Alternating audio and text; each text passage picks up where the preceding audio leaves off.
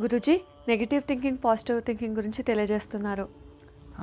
Negative thinking positive thinking ఎప్పుడు కూడా ఒక మనిషి మంచి దృష్టితో చూస్తే, మంచి దృష్టితో ఆలోచిస్తే మంచిగానే కనబడుతూ ఉంటారు అనేది. మన మనిషి పెరుగుతూ ఉన్నాడు రోజు రోజుకి అంటే అతనిలో గౌరవం పెరుగుతుంది అంటే అతను ఇతరులతో కూడా ఎలా బిహేవియర్ చేయాలా అనే గౌరవం కూడా పెంచుకోవాలి. అతను గొప్పవాడు అవుతాడంట. మనిషి గొప్పగా పెరిగినట్టు ఇతరుల్ని గౌరవించడం నేర్చుకోవాలి. ఫస్ట్ అది ఒకటి. రెండోది ఈ నెగిటివ్ థింగ్స్, నెగిటివ్ థాట్స్ అంటే ఈ ఒక సహవాస దోషం అంటే సాంగత్యము. ఎవరు సాంగత్యం చేస్తే ఈ ఒక చెడు వాళ్ళ సాంగత్యం చేస్తే, చెడు స్నేహాలు చేస్తే చెడు వస్తుంది, మంచి స్నేహాలు చేస్తే మంచిది వస్తుంది. ఇప్పుడు ఎలా ఉంటుందంటే ఇంట్లో ఒక స్టూడెంట్ అతను బాగా చదివే వాళ్ళ జొత్లోనే ఉంటే వాళ్ళు చదివినదే ఎప్పుడైనా డిస్కషన్ నేను అలా చదవాలి ఇలాంటిది ఏదైనా వస్తుంది. అదే స్టూడెంటు బాగా చదివేవాడు వీళ్ళు వ్యసనాలు అవి ఉండే వాళ్ళ జొత్లో చేరితే వీళ్ళు చదువు మానేసి వాటికి బాలేస్ అయిపోతారు. అంతే ఎగ్జాంపుల్. ఇలా ఎవరు ఏ సాంగత్యం చేస్తూ ఉంటారో వాళ్ళు అలా ఈ ఒక పరివర్తనం అవుతూ ఉంటారు. ఇప్పుడు ఒక వైజ్ఞానికంలో చాలా చోట్ల ఏం చేస్తారంటే విదేశాల్లో ఒక 10 ఎకరాలకి ఈ ఒక ఏదో ఒక కాకరకాయలు చెట్లు వేస్తాడంట. వేసేసి రోజు అక్కడ ఈ మైక్స్ పెట్టేసి గాయత్రి మంత్రం వినిపెట్టాడంట. రోజు మార్నింగ్ నుంచి ఈవినింగ్ వరకు. అలా ఆ పంట కంప్లీట్ అయ్యే వరకు 24/7 అది తప్పితే వేరే ఇంకోటి లేదు. దానికి ఆ ఒక రోజు ఎరువేసుకొని నీళ్ళు కట్టుకో ఉన్నాడు. ఒక పురుగు పొరలేదంట. తర్వాత మామూలుగా ఒక చెట్టు ఎంత కాయలు వదులుతాయో 1:6 టైమ్స్ ఎక్కువ అలా వచ్చిందంట. దాన్ని సైన్స్లో ప్రూవ్ చేశాడు.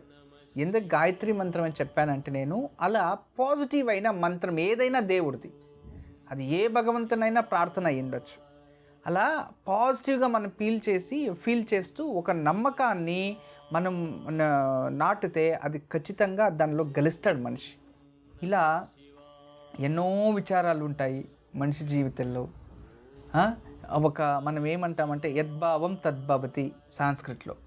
మన భావన, మన భక్తి, మనం ఎలా ఉంటామో మనం ఇతరులకి అలా కనబడుతూ ఉంటాము.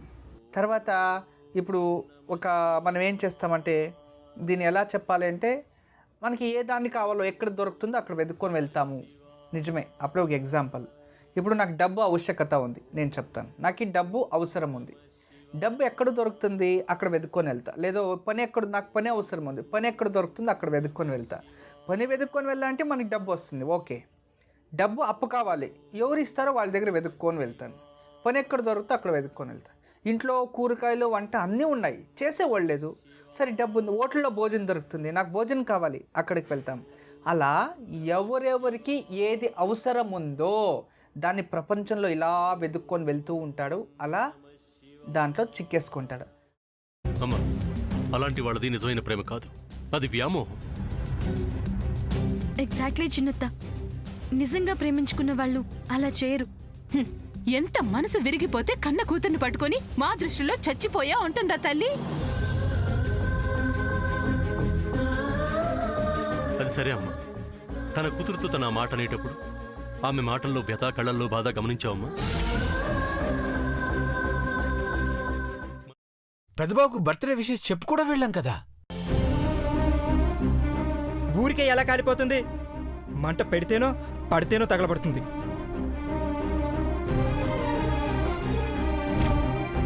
కరెక్ట్ చిన్నబాబు, నీకొచ్చినట్టే నాకు డౌట్ వచ్చింది. పార్వతే షర్టును తగలబెట్టిందనుకుంటా.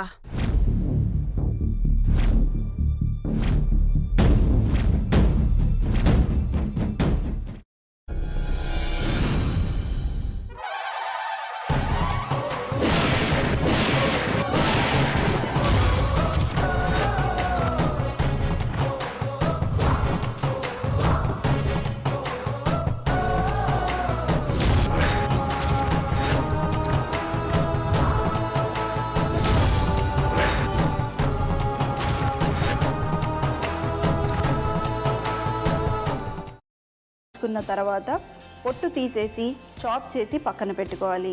ఒక ప్యాన్లో కొద్దిగా నూనె వేడి చేసి అందులో ఆవాలు, మినప్పప్పు, శనగపప్పు, కరివేపాకు, సన్నగా తరిగి పెట్టుకున్న ఉల్లిపాయలు వేసుకుని 1 నిమిషం పాటు వేయించుకోవాలి. ఆ తర్వాత కాల్చి కట్ చేసి పెట్టుకున్న వంకాయని కూడా అందులో వేసుకుని బాగా మిక్స్ చేసి బౌల్లోకి ట్రాన్స్ఫర్ చేసుకుని అందులో తగినంత చిక్కటి పెరుగు లేదా పల్చటి పెరుగు వేసుకుని మిక్స్ చేసి అన్నంతో కానివ్వండి, చపాతీతో కానివ్వండి సర్వ్ చేసినా చాలా బాగుంటుంది.